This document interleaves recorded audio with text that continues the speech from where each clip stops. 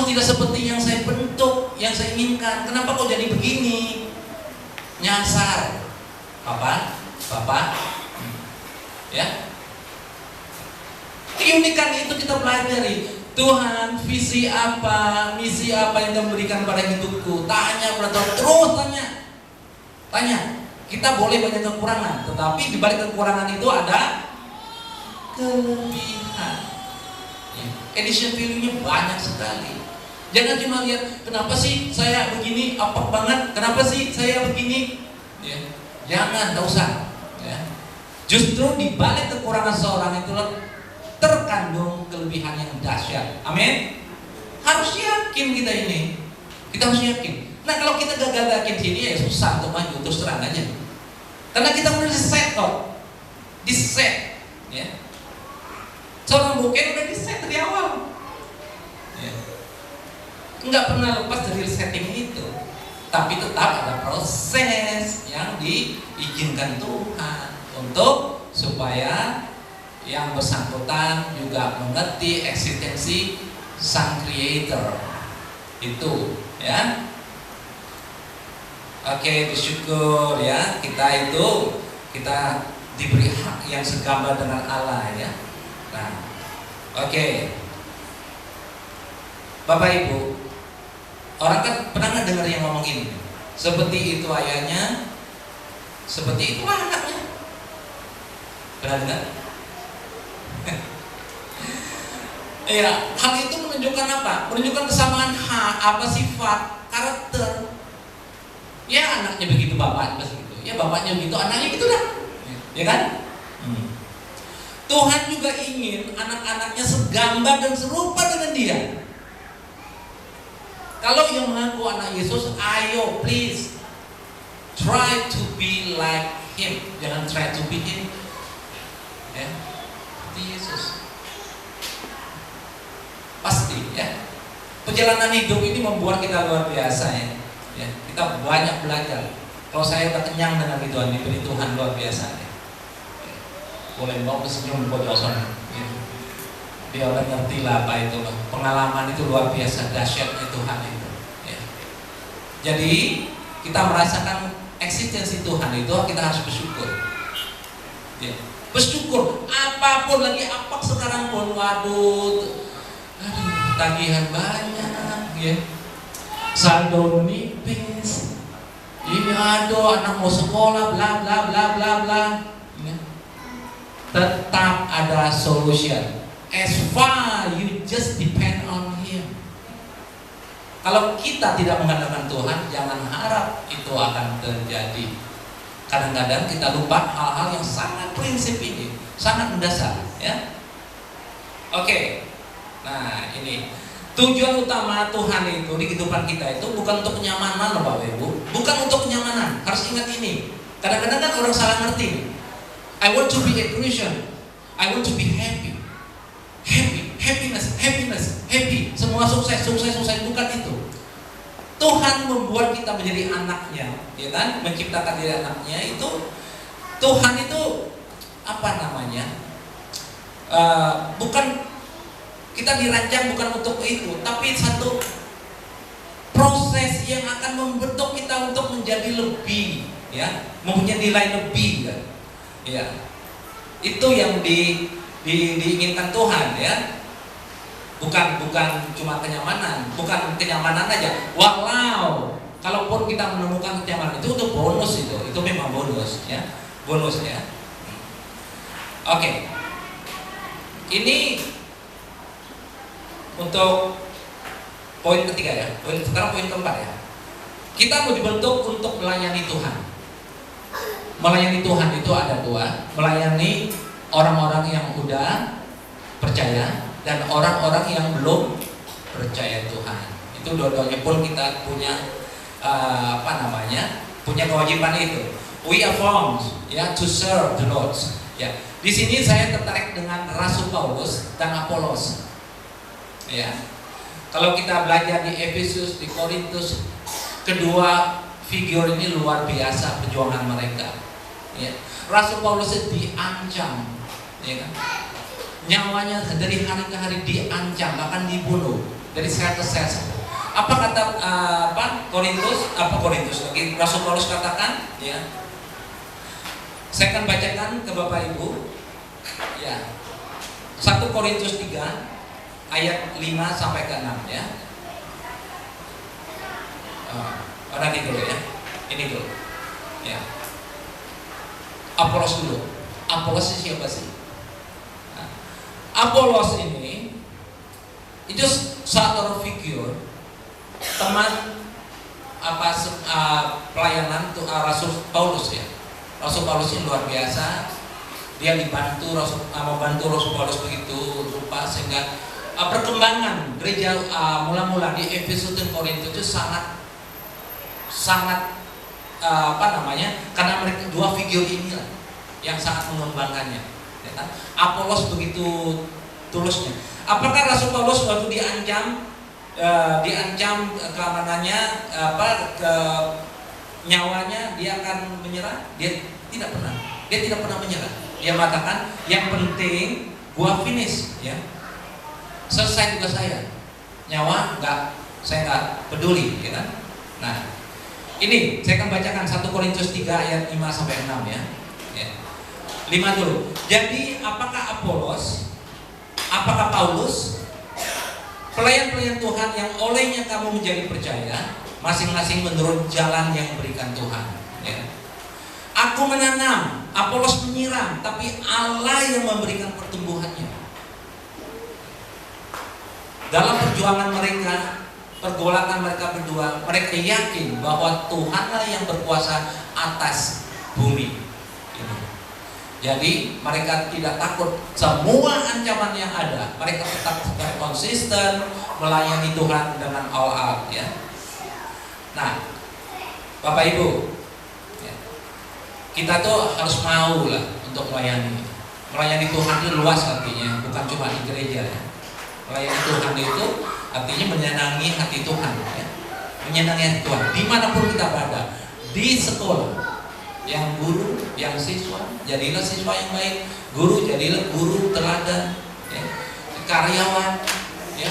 Bos, atasan, jadilah atasan yang baik. Karyawan, di keluarga, jadilah anak yang baik, ibu yang baik, dan seterusnya. Itu udah menyenangi Tuhan. Bagi Tuhan itu udah ada pelayanan, memuliakan nama Dia. Amin. Ya. Oke, ini Bapak Ibu, kita itu diciptakan untuk melayani Tuhan. Kita diciptakan untuk melayani Tuhan. Ini bisa dipelajari di rumah di Efesus 2 ayat 10b, ya. Kita diselamatkan untuk melayani Tuhan. Diselamatkan untuk melayani Tuhan. Tadi diciptakan untuk melayani Tuhan, untuk kesenangannya. Kedua, kita diselamatkan untuk melayani Tuhan. Nah, saya pribadi saya sudah merasa diselamatkan Tuhan. Saya sangat bersyukur. Sangat bersyukur. Saya merasa hutang saya numpuk ke Tuhan, ya. Numpuk. Oke? Saya diselamatkan untuk melayani Tuhan. 3, kita dipanggil untuk melayani Tuhan.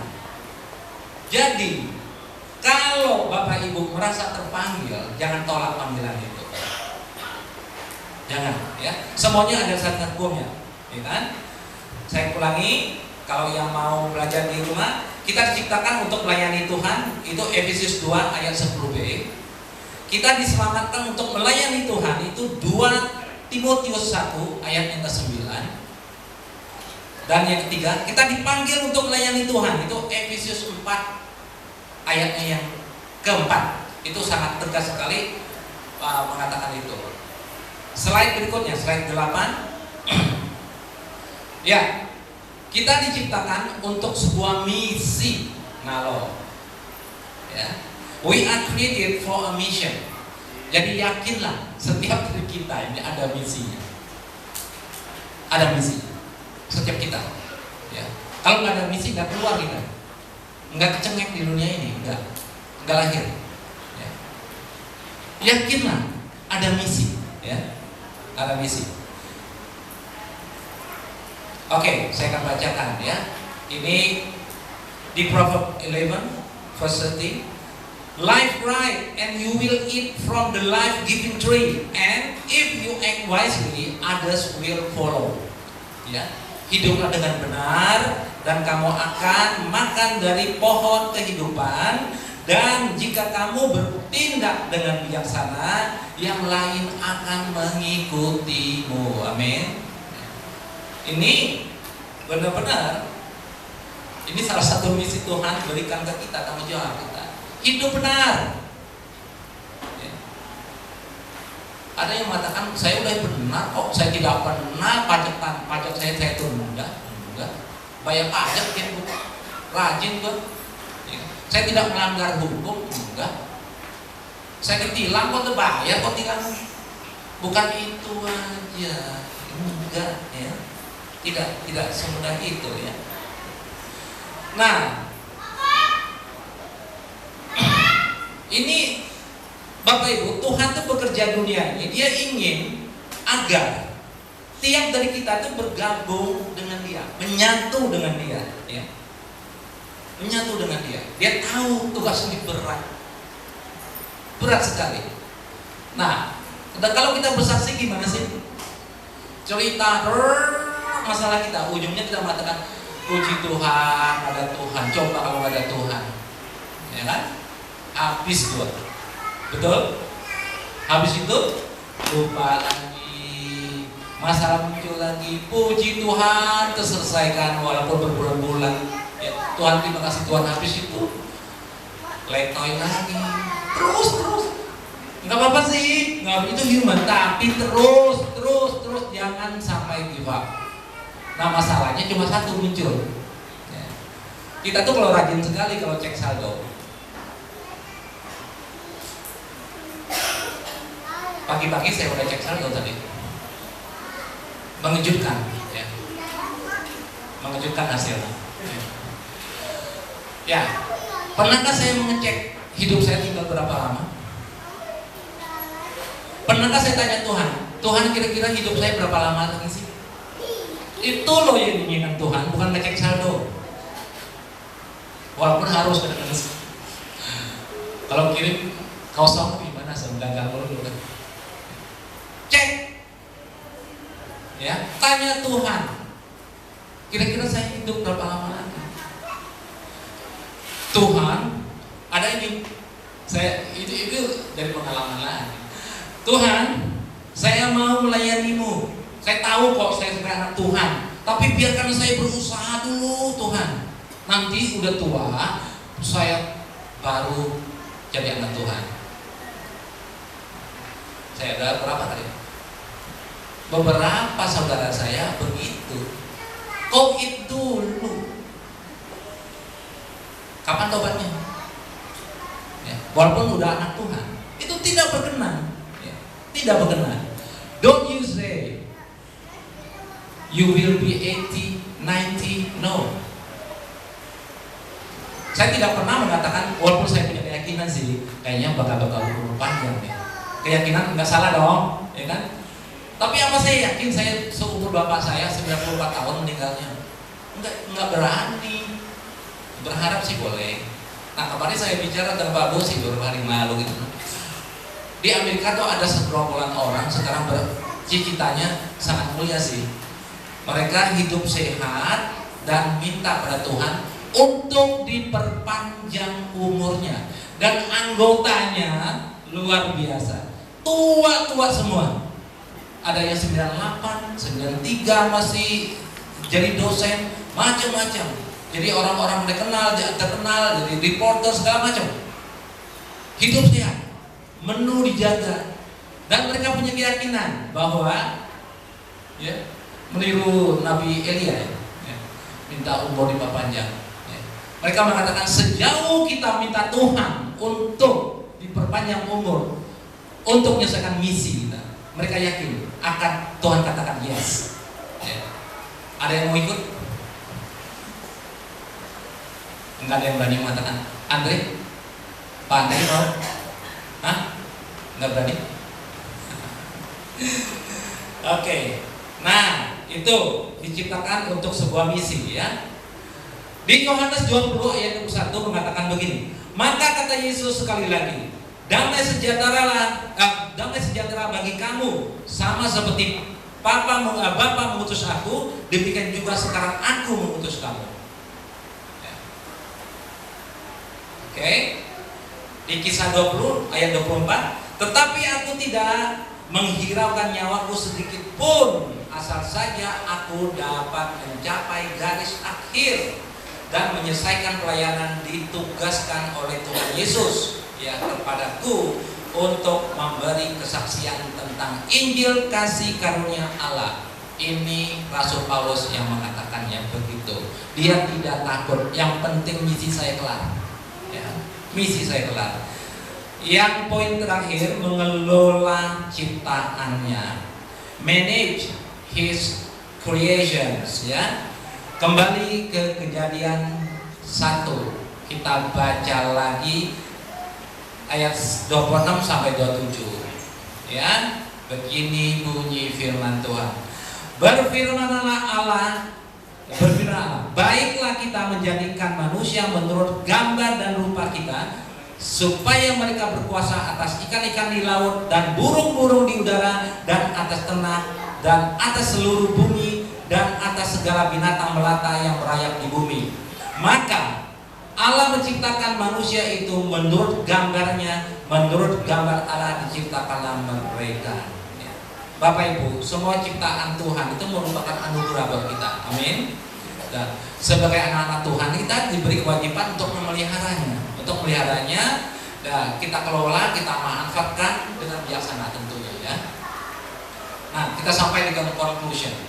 Saya kembali lagi ingin mengajarkan kita, menyadarkan kita terutama, ayo sadar. Saya tidak mengatakan kalian pingsan, enggak. Kadang-kadang kita lupa kenyamanan yang diberi Tuhan itu kadang-kadang membuat kita lalai. Enak kok. Udah kayak jalan tol ya.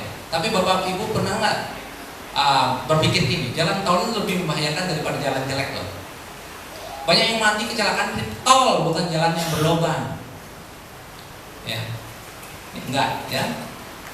Oke, Bapak Ibu ingat ini, harta itu berkat yang diberikan Tuhan kepada kita. Itu harta, berkat yang diberikan Tuhan kepada kita.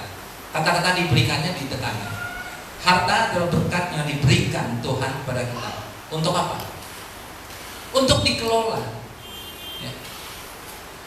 Keturunan diberikan Tuhan, itu jiwa yang dipercayakan Tuhan, jiwa yang dipercayakan kepada Tuhan untuk kita. Untuk apa Bapak Ibu? Untuk dibentuk, untuk dididik. Ya.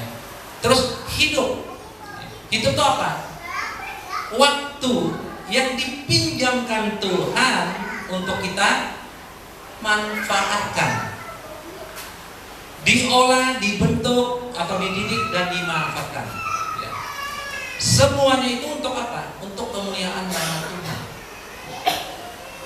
Nah, kembali ke harta, keturunan dan hidup, Bapak Ibu. Orang tidak percaya pun ada diberi Tuhan juga. Apakah itu poinnya? Enggak. Poinnya adalah bagaimana waktu diberikan itu, dipercayakan itu, dipinjamkan itu, bagaimana kita mengelolanya. Itu poinnya yang Tuhan yang kita ajarkan di sini. Kelolalah harta yang berkat yang diberikan Tuhan, ya, sesuai dengan keinginan Bapa. Ya kan? Nah, keturunan, didiklah keturunan kita sejalan dengan keinginan Tuhan. Dan hidup kita pribadi sini yang dipinjamkan Tuhan itu manfaatkan sesuai dengan anjuran Tuhan. Bapak Ibu harus ingat satu hal, semua tiga ini semuanya itu titipan dari Tuhan. Namanya titipan gimana sih? Bisa diambil kapanpun oleh Tuhan. Kita tidak pernah tahu kapan itu. Ya. Jadi sebelum diambil, olah itu, percayakan bentuk anak-anak yang kita dipercayakan dan manfaatkan waktu kita dengan baik ya. Nah, ini sebagai remindernya buat kita, sebagai reminder ya. Bapak Ibu, remindernya. Waktu itu ibarat sebongkah batu es. Kita letakkan di meja. Batu es, gede. Mau kita pakai, mau tidak, walaupun kita tidak pakai sekalipun, itu tetap habis kan? Habis, keep on melting, mencair. Hidup tuh begitu juga. Jangan pikir saya nggak pakai waktu saya, I don't spend my life, jadi tetap kayak apa? Kota ya, tidak dipakai nggak habis-habis gitu. Ya. Tapi kan ada batu-batu juga, teh ya, nggak dipakai juga. Mau sia-sia begitu. Jangan seperti kita sebongkah es tadi, ya. Manfaatkan, ya. Walau tidak kita pakai, batu es itu akan terus mencair, mengecil dan habis. Ini ajakan kembali terakhir, ya, sebelum saya tutup. Ajakannya, manfaatkan waktu kita dengan bijaksana dan jadilah manajer yang baik bagi Tuhan. Spend your time wisely and be a good manager for the Lord. Amen. Ya. Oke, mari kita berdoa. Terima kasih Bapa, ya, yang telah merancang, menciptakan dan membentuk kami sebagai anak-anak-Mu dan penuh kasih. Terus arahkan kami ya Roh Kudus, supaya kami mampu memanfaatkan waktu kami sesuai dengan ajaran-Mu, dan kami hidup selalu memuliakan nama-Mu dan menyenangi hati-Mu. Dalam nama Tuhan Yesus. Haleluya. Amin.